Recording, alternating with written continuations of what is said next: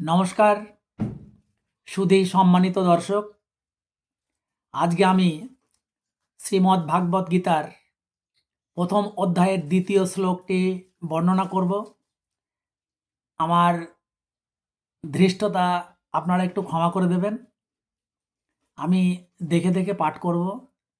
আমি কালকেও বলেছি যে আমার উদ্দেশ্য আমি নিজে গীতা সম্পর্কে বা গীতা সম্বন্ধে কিছু জ্ঞান অর্জন করব এবং আপনারা যারা কাজে ব্যস্ত, যারা পড়বার সময় পান না, 5 মিনিট আমার ভিডিওটা দেখে গীতার যে মহামূল্য বাণী, সেই বাণী আপনারা কানে নেবেন। কানে নিয়ে নিজেকে গঠন করবেন, সমাজ গঠন করবেন এবং আমার দেশকে গঠন করবেন, এটাই আমার আশা। আজকে প্রথম পর্বের দ্বিতীয় শ্লোক।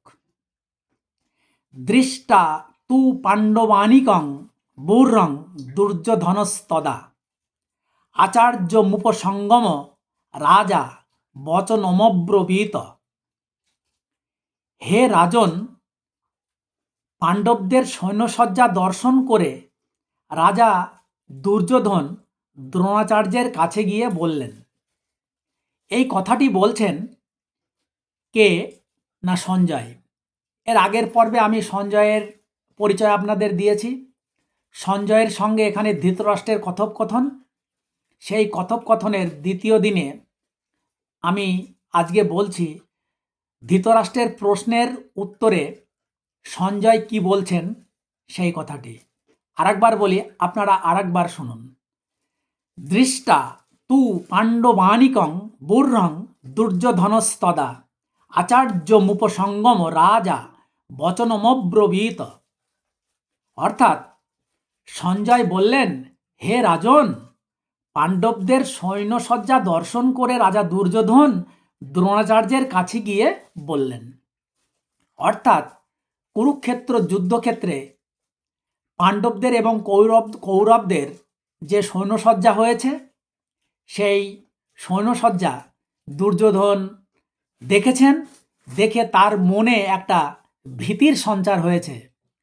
তাই যদিও দুর্যোধনকে এখানে রাজা হিসেবে দেখানো হয়েছে, তার সেনাপতি গুরু দ্রোণাচার্যের কাছে গিয়ে তিনি পাণ্ডবদের যে সৈন্যসজ্জা তার বর্ণনা করছেন, বা তিনি যে পাণ্ডবরা যে সৈন্যসজ্জা করেছেন সেই কথাটিকে তিনি বলছেন।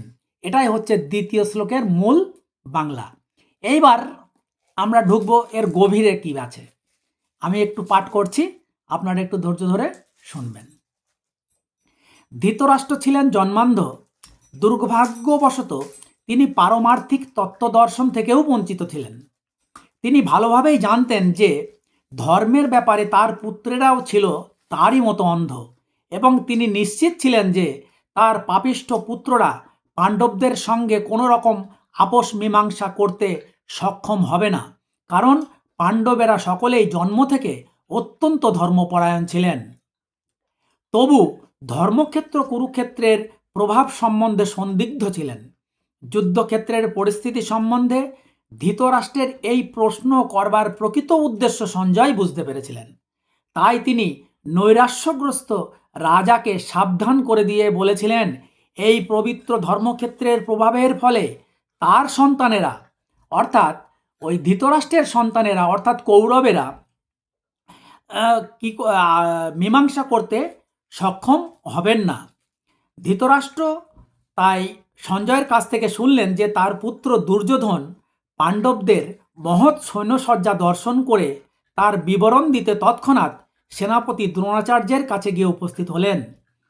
দুর্যোধনকে যদিও এখানে রাজা বলা হয়েছে, তবুও সেই সংকটময় অবস্থায় তাকে তার সেনাপতির কাছে উপস্থিত হতে দেখা যাচ্ছে। এর থেকে আমরা কি বুঝতে পারি?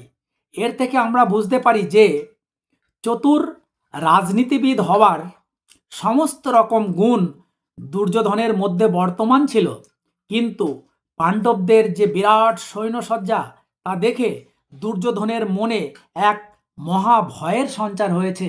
তিনি সেই ভয়কে আর চেপে রাখতে পারেননি, বা ভয়কে তিনি ঢেকে রাখতে পারেননি, তিনি প্রকাশ করে ফেলেছেন। এটি এর গূঢ়ার্থ, অর্থাৎ এই যে শ্লোক, সেই শ্লোকের মর্মার্থ হলো এটি।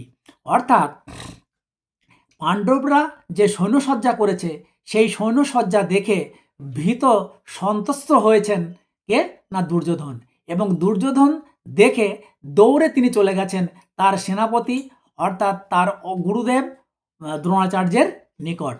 এটি সঞ্জয় ধৃতরাষ্ট্রকে দ্বিতীয় শ্লোকে বলেছেন। আশা করি আমি যথাযথ বলতে পেরেছি, আপনারা শুনতে থাকবেন। এর পরের দিন আবার আমি তৃতীয় শ্লোক নিয়ে আপনাদের কাছে আসব। ততক্ষণে নমস্কার।